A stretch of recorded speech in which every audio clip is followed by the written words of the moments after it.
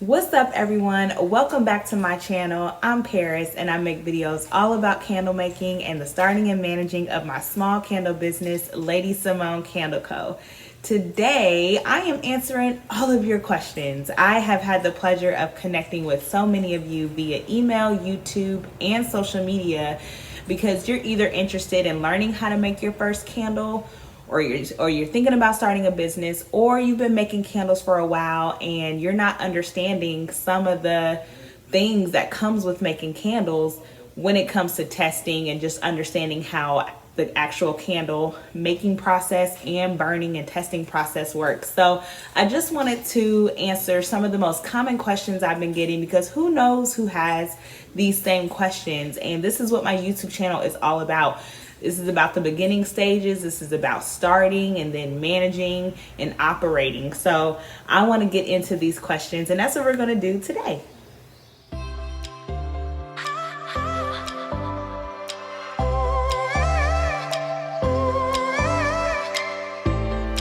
You all know the deal. I got my laptop here. I have all the questions written down and typed out with my answers from experience, from my research, from my testing. And one thing that I want to reassure you is no one candle is the same. No one candle maker is the same. We all test and experience different things and outcomes when we make our candles. We all use different waxes and wick sizes, and I may use this wax and so does she, but then we may discover that that wick may work good for her jar and that wick works good for my jar. So I do not want this experience of either wanting to make a candle or you're making candles and you're just realizing things aren't going right to discourage you, because making candles is supposed to be fun and relaxing and it's supposed to be exciting, and it's you want to be able to please your customers. And so I get it. That's where the frustration comes in. So I want to take the moment to just kind of go through some of these questions, hopefully to be able to answer some things, and then you can take it away to your home, to your workspace, and put some of these to the test and see if it works. And we'll just go from there, guys. We're all here to help each other, right? So question number one, I'm new to candle making.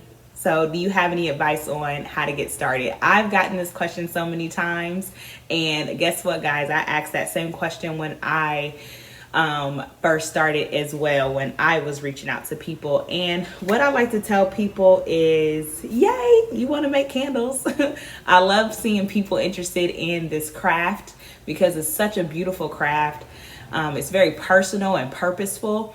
And so what I want to tell you with that, when you're new to candle making, I always tell people to buy a starter kit. I say that because the supplier puts everything into this box starter kit, and everything is supposed to go together. The wax, the either tins or jars that they give you, they pick out the wick that it's supposed to work right with, and they give you fragrance oils that are good for that, either that wick size. Like, they put everything together for you. So 9 times out of 10, your candles should come out okay with the starter kit. So if you're thinking about starting a business, but you want to perfect your craft and get a little bit more experience and practice, I always tell people start with a starter kit from a reputable candle supplier near you and go from there. I'm not getting a good scent throw.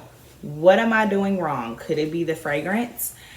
I know the scent throw can be frustrating. I think the scent throw is probably the number one question I get all the time, because I'm a soy wax user, and so many of you out there are as well. And if you know you are buying your fragrance oils from a reputable company, I guarantee you it's probably not the fragrance oil. It could be a number of things. And I know sometimes I actually hate people telling me that too. Like, girl, it could be anything. Like, and it's just like, okay, that's not helping me though. Like, you're not narrowing it down for me. And I get it. It could be super frustrating.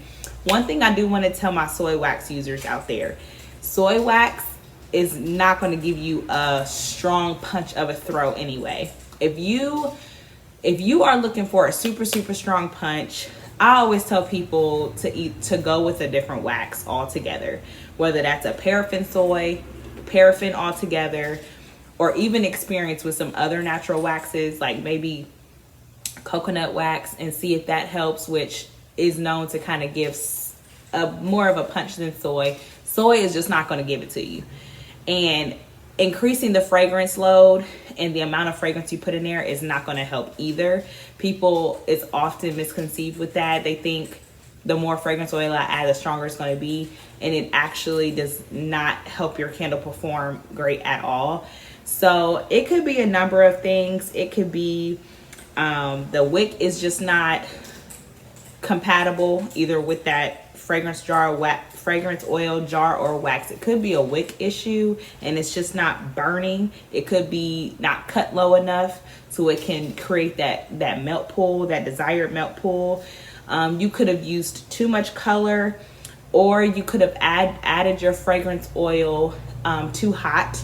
I know a lot of people always say, like, well, when should I add my fragrance oil? You melt your wax to 185 or whatever that desired temperature is supposed to be for whatever wax you're using. Depending on the flash point of the fragrance oil, sometimes adding the fragrance oil too soon when it's like fresh off the burner can begin to burn a lot of that scent off, and about time you pour, you don't get that desired scent throw. So maybe look at the flash points of your fragrance oils, test and maybe pour at a lower temp. Maybe try 160, try some lower temps and test and see if that helps as well. And then also try to let your candles cure for a few days. I know with soy, sometimes the longer they sit, the better the punch. You put that lid on, trap that fragrance oil in there, let it sit maybe 3 days to 5 days, and then test and burn from there and see what happens. After burning my candles, I noticed my wick has a black clump and there's black specks falling in the wax. When you burn a wick, it produces carbon, and all carbon is going to kind of form this mushrooming soot effect when you burn your candles. It's just natural and it's going to happen. However, there are some wicks that are designed to kind of lessen this effect. CD wicks in particular are designed to not produce as much soot and mushrooming. I actually use CD wicks and I can vouch for this.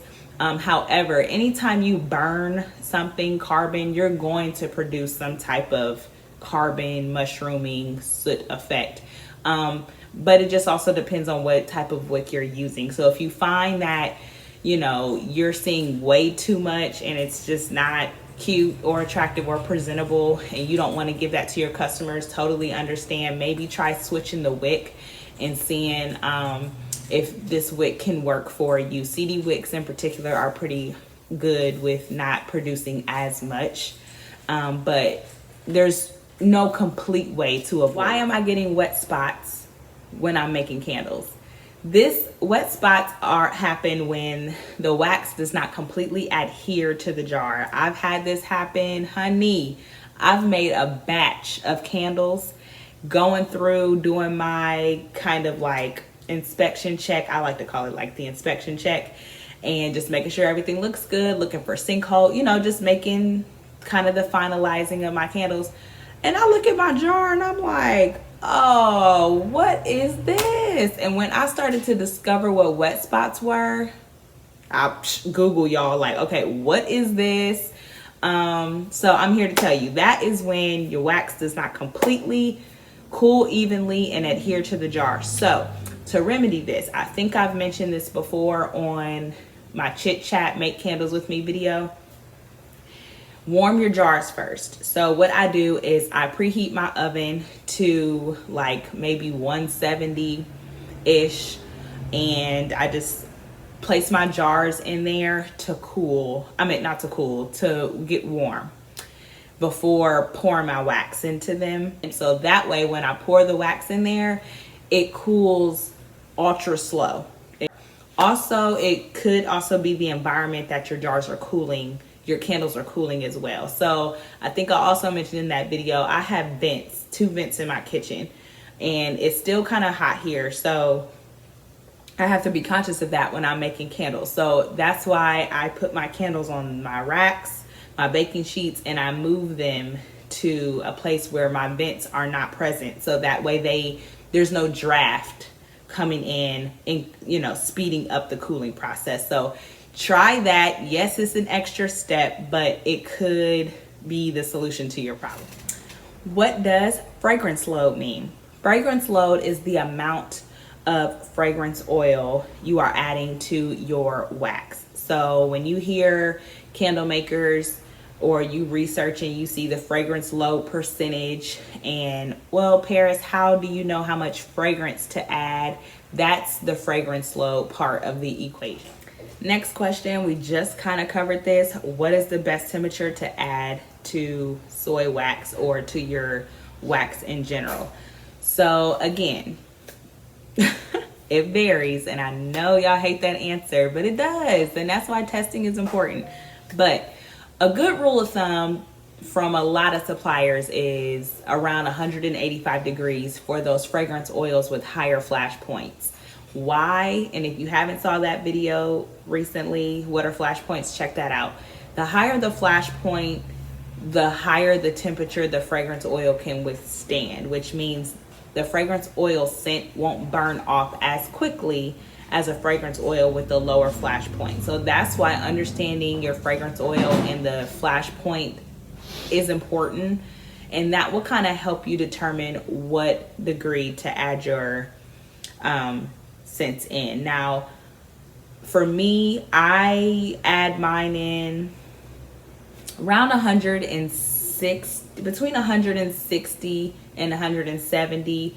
Most of my fragrance oils can handle that. So about time my candles cure and I go to test for that scent, it gives me what I need and I'm pretty satisfied with it.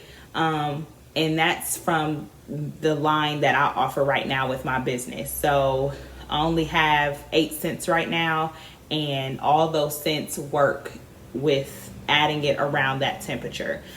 So check your fragrance oil flash point, and that will kind of help you determine how soon you should add it when your wax is cooling prior to pouring. Why is my candle producing black smoke? So this could be probably because your wick is too big, too large for your container.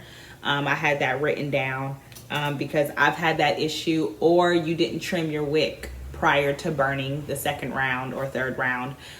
So you'll light it and literally have a flame that's huge, and then you have this black smoke coming from it. That's dangerous. You do not want your customers experiencing that, nor do you want to experience that. That is hazardous. So you want to ensure that your wick is the right size for your jar and you are trimming prior to each burn. Paris, my soy wax, my soy candles have a good cold throw, but not a good hot throw. This all reverts back to a lot of the other questions. You see how some of these questions are the same, they're just kind of worded different, and they all kind of go back to a lot of the same issues. And this is why I tell new beginners, like, just relax, it's gonna come, it's gonna come. Okay, so it's probably for, again, several reasons. That flash point issue, you probably added the fragrance oil too hot. It was, too high, and the scent could have probably burned off while it was sitting there cooling prior to you pouring. It could also be a problem with the wick. Maybe the wick just isn't burning hot enough. So again, check your wick, check the flash point, and do some testing. Write it down and see, where that goes. Uneven tops, rough tops, it happens, especially with soy wax. So I would recommend either a hair dryer or a heat gun. I started off with a hair dryer, and now I have a heat gun, and it will be your best friend. All you have to do is turn it on I turn it on the lowest temp, and I just kind of run that baby in circles, And once I get a nice, even, complete melt pool on top of that candle, let it sit. And sometimes it takes 1 or 2 sessions, but after that, the bubbles are gone, everything's even, nice, clean, even top. Why are my candles sweating? I've had this issue as well.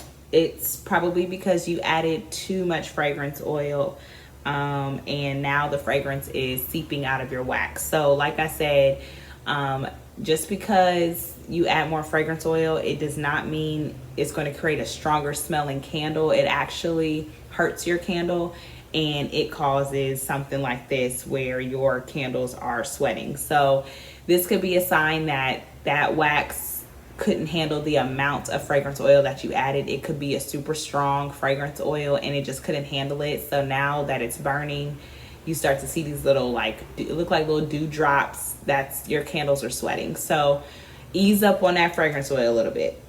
How long should I cure my candles? I would say minimum 3 days, but it also depends. Like if you're in the business process, I tell people it depends on your orders and your turnaround time and your promise, your guaranteed processing and shipping date, which is why I like to keep an inventory so I don't feel pressured by my processing and shipping guaranteed dates. I feel like I picked a nice timeline, but I still want to satisfy my customers. So I try to have a nice amount on hand of each fragrance. So if that's your case, you can let them cool minimum 3 days, but I try to let mine sit 5 to 7 days prior to ship out.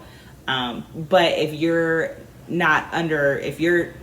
if you're trying to have a good turnaround and you're trying to get candles out, try to let customers know. If you want your candles secure, at least let them know it would be at least 3 to 5 days to 2 to 4 days, however you want to say, to process it, so that way your candles have time to sit. How can I stop my candle from tunneling? Now, there could be several reasons why your candle is tunneling. Sometimes your wick could be too small, and so it doesn't allow for an even melt pool when melting those first few hours, and it melts right around the wick, and it creates this little hole. So your wick could be too small, or you cut it, or it could be the right wick size and you just cut it too short. You know what I'm saying? That can happen too. You trimmed it and the wick is almost gone. So sometimes that can happen. And also sometimes the wax didn't adhere properly. It didn't set up and settle properly. And that, that's almost the same reason why, what causes wet spots. So, your environment matters. And I know a lot of new candle makers is oh, well, I make my candles here, and perfectly great. I'm an at-home candle maker too. I don't have no studio, all that stuff. I'm not there yet. And so you have to work, even you work with what you have in your home, right? But sometimes you may have to set up shop where they cure in a different place. I've tested curing in this area and realized, if you all saw my home, how high and open our space and ceilings are. And I realized that up here it's a draft. It's just like an unspoken draft up here. So that didn't work. So I finally found a space where there's not a lot of draft and my candles can set up and cure properly. So set yourself up to where your candles and your wax can set properly and adhere to the wick properly and jar, so that way it can prevent a lot of this tunneling, but also make sure you have the right wick for your size jar as well, because those first 4 hours of burn time testing, you want to make sure you have a good even melt pool. It's a good first sign of a good long lasting candle that works right. Do you have an LLC, Paris? Are you official? And do I need one when I first start my business? Yes, I am officially an LLC now. LadyCIMONNE Candle Company, LLC. Yes, I have that now. But no, you do not need one right now, right away, at all. I promise you, boo, you don't. Now, I did it for tax purposes. I started to realize my candles were selling. I started making some money, and I wanted to set myself up and started to separate things, separate accounts, separate my personal from business. It was just a business decision. I wanted to go ahead and just get that done. That was a personal preference, a personal decision. I went with zenbusiness.com. I've talked about it before. I went with them because I like their packages, and they keep my paperwork in compliance with the state every year with a yearly fee. And something that I would have had to either do myself every single year or scramble for help to figure out what I need to do and probably pay another filing fee anyway. So I just decided to pay them so that way they keep me in compliance with the state of Ohio. And that was just my decision. When should you get an LLC? It's personal preference. Maybe I'm not giving legal advice or anything like that. I wanted it for tax purposes and to go ahead and set myself up because I started to see the amount of money my business was generating. It was enough for me to say, okay, I'm ready to get things separated out and get things organized. And so I decided to go that route. When you start to see that your business is really picking up and your candles are flying off the shelf and you feel comfortable enough now to kind of create yourself as an entity for tax purposes, and you got your receipts over here, like I got this folder here, all my receipts. I'm starting to keep track of everything. I've been making donations to charities and keeping up with all of my donation receipts and all of that stuff for tax purposes. That's when you could probably tell yourself, okay, I'm gonna look into filing as an LLC or a sole proprietor or whatever you decide to do. So it's really a business decision. It's personal preference. There's no time or amount of money you should make or tell yourself like, okay, now I'm gonna do it. It was just a decision for me. So I have things down the pipe. I have other things that I want to release. I want to expand Lady Simone. And so I just wanted to go ahead and have things set up. Do I need a bookkeeper? I noticed that you have one now. Yes, I did add a bookkeeper to the Lady Simone team. So it's me and her. And again, that was a business decision and it was a personal preference. When you first start a candle business, you are wearing so many hats. I cannot stress that enough. You are doing advertising, marketing. You're actually making your candles, designing your labels, ordering supplies, shopping for supplies, organizing your workspace, doing inventory, looking at your expenses and your income. You're trying to keep up with all your receipts. You are trying to make sure you move over enough money for taxes and trying to figure out how much you should move over. You are trying to network. You are doing social media. You are probably thinking about doing YouTube. So you're trying to schedule out time to make videos and content. You got to do research. You got to do testing. I want to expand. So I'm constantly like 6 months ahead, even though it's today. Like there's so many things that you have to look into, and you're trying to manage the back end of your store. There's so much guys that you have to do. And so the financial part is something that I wanted to relieve of myself, because the taxes, the filing, and how much to move over, and if I'm making a profit, analyzing my financial reports, trying to see if I'm even doing right financially. Did I even price my candles properly? Am I spending too much in this area? All of that stuff my bookkeeper has experience in, and she's been able to help me analyze a lot of those pockets. And so for me, it's a hat relief. That was something I chose to do months into my business when I saw that I could make enough to afford to pay her, because I just didn't want that big of a burden on my shoulders anymore from a financial perspective. I wanted to make sure I'm setting myself up as early as possible for tax purposes, understanding how my taxes work in my state for a business owner. There's so much stuff that you have to understand, and for the future of your business, so that you're not losing money. Even if you're trying to just break even, you need to understand how to do that. and she has those skill sets. So for me, it was just something that I wanted to do. Again, you are going to, as a business owner, have to learn how to, make these decisions for the better of your business and for the better of your health and sanity as well. Sometimes you want to feel like, well, I want to wear all the hats because it's my company, and that's fine, but there's nothing wrong with soliciting hands and help to get your business to the next level. And sometimes that means handing off certain tasks to other people. And if you know you're not as strong in a business area, either do some research or seek out professional help so you either can learn and enhance that skill so you can keep that hat, or pass the hat on to someone else. And there's nothing wrong with that. You are still the business owner, honey. You call the shots. You could still do you, but just understand that sometimes you need to relieve yourself of some duties that require a lot of an analysis and perspective for your future. So I just wanted to put that out there. But there was no timeline for that either. You can expand your company as you see fit. Ensure that you can afford it, that your business can afford it, and that, you're making enough money in return of your product so that you can pay who you need to pay. So you're not in the hole trying to pay people, but and until then, do what you got to do. I began tracking my expenses on a notebook. I just tracked what I bought and what came in.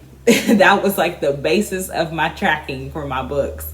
What came up, what went out, what subscriptions I had to pay, and I just made sure everything was cool, and I just made sure I had enough money for supplies. Do what you got to do for your business, whether that's equipment. I don't have a label printer yet. There's some things I'm just not ready to invest in equipment wise and build my assets. I'm just not there yet. So there's some things I just want to take my time because I want to focus on expanding and releasing new things. So I just want to encourage you that as either a candle maker or someone that's aspiring to be a business owner, you can do this, network, connect with the right people, such as myself. I'm here. That's why I wanted to answer these questions, because I know a lot of you are just trying to find your way, and I'm still trying to find my way. I'm totally not where I want to be, and it's going to take time to get there. So you got this. I hope this has been helpful. I hope I've been able to shed some light on some candle making tips and business advice. Please leave comments below if you have any other additional questions that you feel I didn't answer. I have some more videos coming. I know a lot of you are interested in inventory and how I do that. So I'm trying to put that together.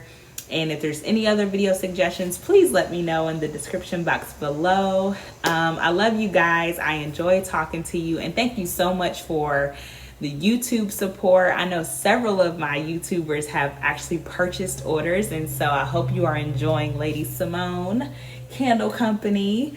Again, I love you all, and until next time.